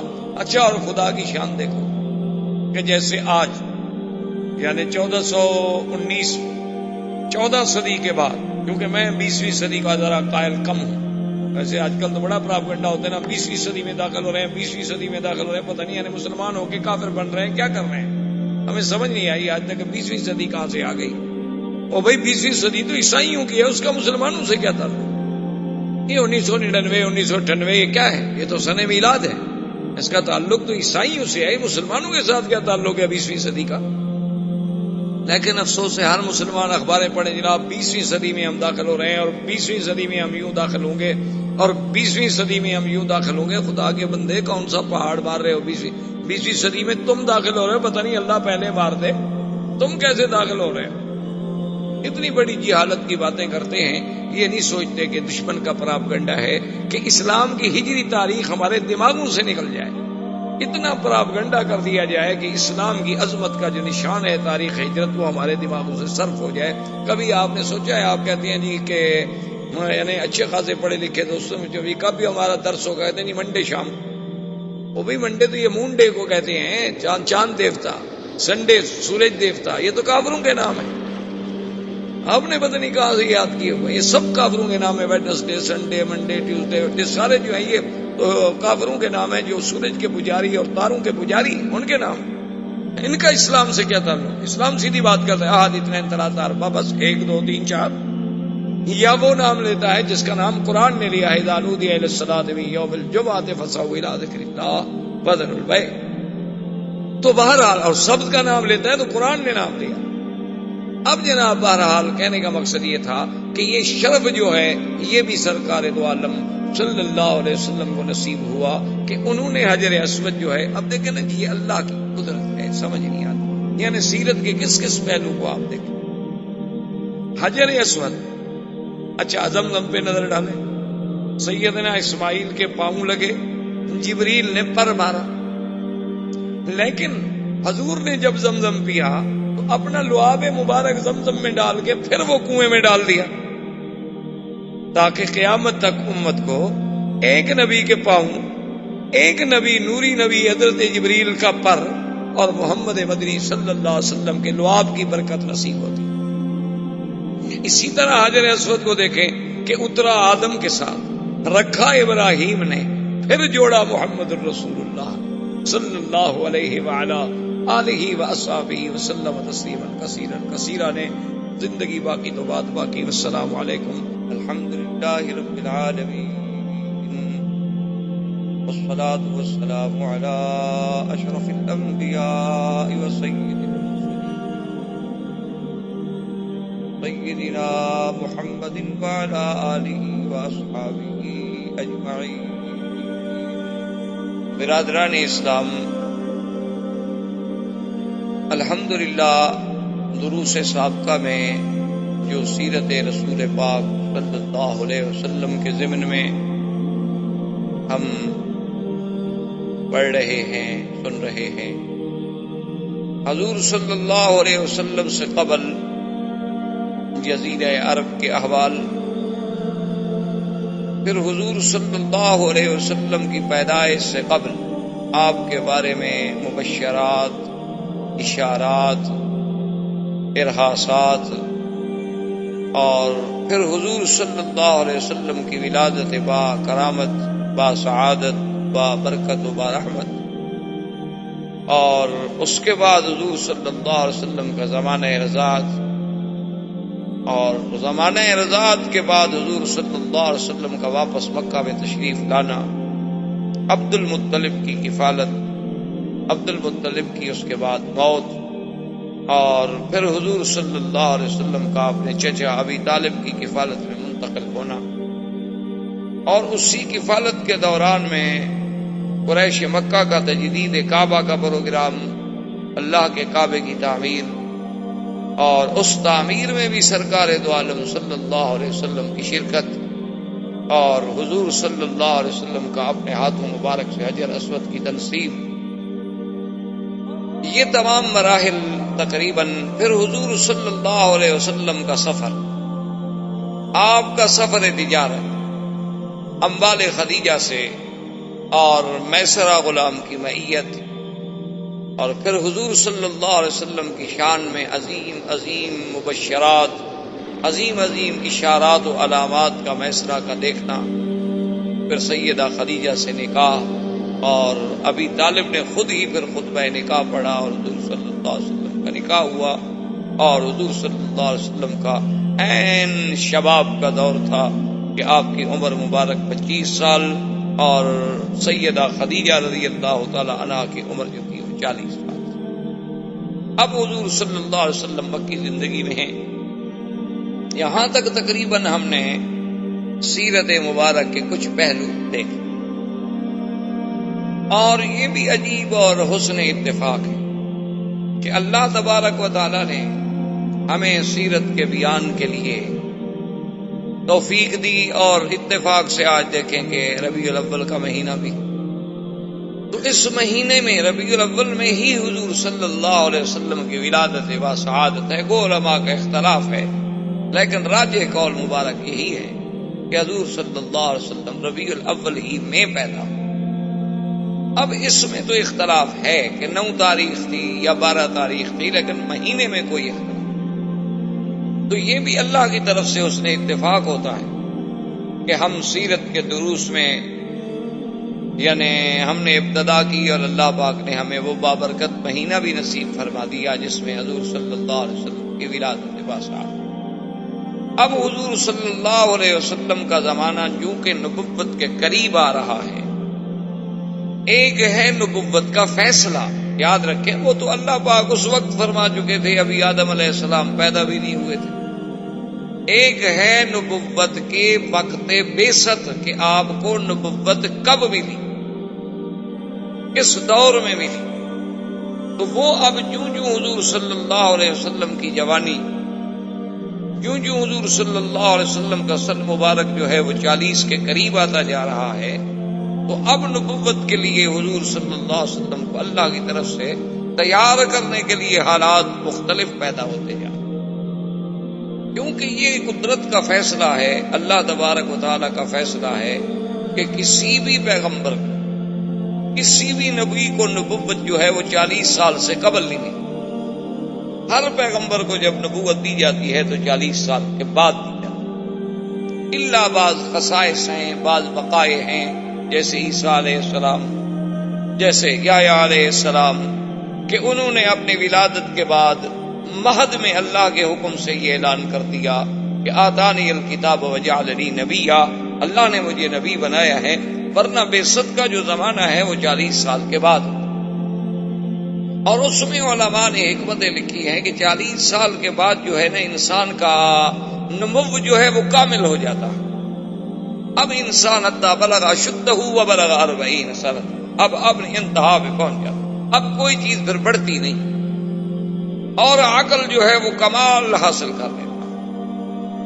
اسی لیے خدا کی قدرت ہے کہ اس 40 کے عدد میں بھی بڑی حکمتیں ہیں، کہ جیسے اللہ نے موسیٰ علیہ السلام کے لیے تو میقات دور پر جو یعنی وقت معین فرمایا، فَتَمَّ مِيقَاتُ رَبِّهِ 40 لَيْلَةً، 40 رات، یعنی اس 40 کے عدد میں کوئی اللہ کی حکمت ہے۔ جیسے کہ حدیث مبارک میں آتا ہے کہ جس آدمی نے 40 حدیثیں یاد کر لی تو وہ علماء میں شمار ہوگا، وہاں بھی 40 حدیثوں کا 40 کا عدد۔ اسی طرح حضور صلی اللہ علیہ وسلم کی ایک حدیث مبارک ہے کہ جس شخص مدینہ منورہ میں 40 نمازیں ادا کی اس عالم میں کہ اس کی کوئی نماز جماعت سے نہ رہ جائے، یعنی باقاعدہ جماعت کے ساتھ مسجد نبوی میں حضور صلی اللہ علیہ وسلم کی مسجد میں ادا کرے تو اللہ تبارک و تعالیٰ اس کو نفاق کی بیماری سے بچا لیتے، اور ایک روایت میں ہے کہ جہنم سے آزادی عطا فرماتے، تو وہاں بھی خدا کی قدرت ہے کہ 40 کا عدد جو ہے اللہ تبارک و تعالیٰ کو۔ اور اسی طرح علماء کرام نے یہ بھی لکھا ہے کہ جب انسان پیدا ہوتا ہے، کہ جب انسان کا وہ مادہ تولید جو ہے، وہ تخم انسانیت جو ہے، وہ جب اپنے ایک مقام معین پہ قرار مکین پہ جا کے ٹھہرتا ہے، پھر اس پر مراحل آتے ہیں کہ نطفہ ہے، پھر علقہ ہے، پھر مضغہ ہے، فخلقنا النطفة علقة فخلقنا العلقة مضغة فخلقنا المضغة عظاما فكسونا العظام لحما ثم انشأناه خلقا آخر۔ تو اس میں جو ترتیب ہے اس میں بھی 40 دن کا وقفہ ہے، ہر 40 دن کے بعد ایک تبدیلی۔ اور شاید اسی لیے بعض علماء کرام جو ہیں جیسے تبلیغی جماعت کے اکابر اور بزرگان جو ہیں انہوں نے بھی 40 دن کی محنت کے لیے وقت لگانے کے لیے قوم کو ایک پروگرام دیا ہے. وہ بھی شاید ان کے نظروں میں بھی یہی ہے کہ 40 سال میں تبدیلی آتی، چینج آتا ہے. جب 40 سال کسی دین کے کام پہ محنت کرے گا تو اس میں تبدیلی وہ لازماً بدلے. جب اپنے ماحول سے کٹ جائے گا، اپنے خاص دوستوں سے کٹ جائے گا، اپنے روز کے معمولات سے کٹ جائے گا اور 40 دن دین میں لگ جائے گا تو لازم تبدیلی. تو اب جو 40 سال قریب آ رہے ہیں حضور صلی اللہ علیہ وسلم کے لیے مبشرات کا اور رؤیا صادقہ کا جو ہے وہ زیادہ سے زیادہ ورود ہونے لگے. اسی لیے ایک صحیح حدیث مبارک میں ہے حضور صلی اللہ علیہ وسلم فرماتے ہیں کہ میں نے خواب دیکھے عجیب عجیب. اور ایک روایت میں بھی عائشہ صدیقہ سے رضی اللہ تعالی عنہا سے وہ فرماتی ہے کہ حضور صلی اللہ علیہ وسلم کے جو رویات تھے ایسے تھے کفلق الصبح، کہ جیسے یعنی آدمی رات کو خواب دیکھتا ہے یا رات ہوتی ہے اور صبح سورج نکل آتا ہے، اس سورج کے وجود میں کوئی شبہ نہیں ہوتا دیکھنے میں. حضور صلی اللہ علیہ وسلم کے رویات صادقہ ایسے ہوتے تھے کہ جو خواب دیکھا وہ بالکل ایسے آ جاتا تھا سامنے کہ جیسے دن ہو گیا، جیسے سورج چڑھا. کیونکہ یاد رکھیں کہ رؤیا جو ہے، خواب جو ہے، اس خواب کے کئی قسمیں ہوتی. ایک تو ہوتے ہیں احلام. کیا مانا کہ کچھ خیالات، یعنی جو خیالات مثلا آپ کے ذہن میں تھے آج دن میں آپ دہراتے رہے، کچھ باتیں آپ کرتے رہے مثلا اپنے کام کی، اپنے احباب سے کسی مسئلے کی، تو وہی باتیں جو تھی وہ لاشعور میں بیٹھ گئی اور پھر وہی آپ کے سامنے آ. ایک تو خواب کی قسم. اور ایک خواب ایسے ہوتے ہیں جو شیطان کی طرف سے ہوتے ہیں کہ شیطان جو ہے وہ انسان کی نیند کے اوقات میں آ کر مختلف تخیلات اور خیالات اور وساوس کے ذریعے اس کو ڈراتا ہے. یہ بھی خواب کی ایک قسم. اور ایک خواب جو ہے وہ حقیقتاً میرے اللہ کی طرف سے ہوتا ہے، وہ خالص رحمانی ہوتی. اور اسی طرح یاد رکھ لیں اور بات سمجھ لیں کہ اللہ کے جو بندے ہیں، اولیاء اللہ ہیں، عباد اللہ الصالحین ہیں، ان پر شیطان کا دور چلتا نہیں. اور خاص طور پہ آقا انعامدار سرکار دو عالم صلی اللہ علیہ وسلم کہ جن کو اللہ نے ایسا مقام عصمت نصیب فرمایا کہ جس کے ایک ایک زندگی کے لمحے پر میری اللہ کی قدرت کا گویا پیرا بیٹھا ہوا تھا. کہ یعنی وہ باتیں جو بچپن میں عام بچے کرتے ہیں حضور پاک سے وہ بھی سرزد تھی، وہ اعمال جو عام لوگ اس زمانے میں کرتے تھے ان کی عادت تھی، وہ عیب بھی نہیں سمجھے جاتے تھے، برے بھی نہیں سمجھے جاتے تھے، لیکن حضور پاک سے وہ بھی نہیں سمجھے. یعنی شادیوں میں شرکت کر لینا، یا شادیوں میں کوئی قصے کو سے قصہ سن لینا، یا شادیوں میں کوئی دف شپ بجانے والی عورت آ گئی یا بچی آ گئی یا کوئی آ گئی، اس قسم کا یعنی اہتمام ہو جانا، یہ عام چیزیں تھیں اور بچپن میں اور بچوں کے لیے ایسا کوئی مسئلہ نہیں. اور اس وقت تو ابھی شریعت کا کوئی نزول بھی نہیں، نبوت بھی نہیں ملی، اعلان نبوت بھی نہیں ہوا. لیکن 2 دفعہ حضور صلی اللہ علیہ وسلم نے قریش کی شادیوں میں شرکت کی کہ میں ان کی شادیوں کو دیکھوں کہ کیا ہوتا ہے، کیا رسوم ہے، کیا طریقہ کار ہے. لیکن حضور فرماتے ہیں غالباً النوم، اللہ نے مجھ پہ نیند مسلط کر، اور میری نیند اس وقت کھلی جب سورج نکل آیا، شادی ختم، برات ختم، لوگ چلے گئے، حضور اکیلے سو رہے. تو جس نبی کی زندگی پر نبوت سے پہلے اتنا پہرا ہو، اتنی حفاظت کا انتظام کیا جائے کہ یعنی کوئی ایک لمحہ بھی حضور صلی اللہ علیہ وسلم کا غفلت میں نہ گزرے، ایک لمحہ بھی حضور صلی اللہ علیہ وسلم کا فرمان حکم خداوندی کے خلاف نہ گزرے، اس پیغمبر کی زندگی کے بارے میں آپ اس کے کس کس پہلو کے سوچیں. تو اس پیغمبر کا رویا، اس نبی کے خواب کیسے غلط ہو سکتے؟ کیونکہ شیطان تو حملہ کر نہیں سکتا، اللہ نے پیرا لگا دیا ہے، شیطان کو تو طاقت ہی نہیں. تو اب باقی تو مسئلہ صرف یہ رہ گیا کہ ان کو جب خواب آئے گا تو وہ بھی رحمان کی طرف سے ہوگا، اور جب رحمان کی طرف سے ہوگا تو وہ سچا ہوگا. اور خواب کے ضمن میں ایک بات یاد رکھ لیں، حضور صلی اللہ علیہ وسلم کی حدیث مبارک میں ہے کہ ایک تو خواب کے بارے میں کبھی جھوٹ نہ بولا کرے. کیا مانا کہ آپ نے خواب نہیں دیکھا اور کہتے ہیں کہ میں نے خواب دیکھا ہے؟ یہ سیدھا اللہ پر جھوٹ باندھنا ہے، افتراء علی اللہ ہے، کیونکہ خواب تو اللہ کی طرف سے آئے گا۔ اور جب آپ نے ایک خواب نہیں دیکھا ہے اور آپ بلا وجہ کہہ رہے ہیں تو گویا آپ اپنے اللہ پر جھوٹ باندھ رہے ہیں۔ ایک دوسری بات خواب میں یہ یاد رکھیں کہ اگر آپ نے خواب دیکھا اور خواب ایسا تھا کہ جس میں آپ کے پیچھے سانپ دوڑ رہا ہے، اونٹ دوڑ رہا ہے، کوئی مار رہا ہے، کوئی کھا رہا ہے، ڈرانے والا خواب تھا، تو اس کا علاج یہ بتلایا حضور نے کہ اپنے بائیں طرف 3 دفعہ تھوک دیں اور لا حول ولا قوت الا باللہ العلی العظیم اعوذ باللہ من الشیطان الرجیم پڑھ کے کروٹ بدل کے سو جائیں، اور پھر اس خواب کو کسی بندے پر ذکر نہ کریں، نہ بھائی پر، نہ بیٹے پر، نہ باپ پر، نہ اپنے پر، نہ پرائے پر، فرمایا کسی کو نہ بتلائیں، لا تضرہ ابدا، کبھی آپ کو نقصان نہیں۔ 2 باتیں۔ اور تیسری بات خواب میں یاد رکھیں کہ اگر آپ نے خواب دیکھا ہے اور آپ کی نظروں میں وہ خواب بہت اچھا ہے، یا خواب ایسا ہے جس کی حقیقت آپ کو سمجھ نہیں آ رہی، تو اس کے لیے بھی حکم ہے کہ لا یذکر الا علی حبیب او لبیب، اپنے کسی دوست کو ذکر کرے اور اس دوست کو ذکر کرے جو صاحب عقل ہو اور صاحب علم ہو، کسی غلط آدمی کو ذکر نہ کرے، کیونکہ الرؤیا علی رجل طائر ما لم يعبر، حضور نے فرمایا کہ رؤیا جو ہے یہ ایسے ہے جیسے پرندے کے پاؤں پہ کوئی دانا رکھا ہو، پر یوں کرے گا تو دانا گر جائے گا۔ جب تعبیر والا تعبیر غلط دے گا تو کبھی کبھی اسی طرح واقع ہو جاتا ہے جیسے اس نے تعبیر کی۔ تو جب آپ کسی لبیب پر، کسی عالم پر اپنے خواب کا ذکر کریں گے تو وہ اس کی اچھی تعبیر پیش کرے گا، یا پھر آپ کو کسی اور عالم کے پاس بھیجے گا کہ بھئی میں حل نہیں کر سکتا، فلاں آدمی کے پاس چلے۔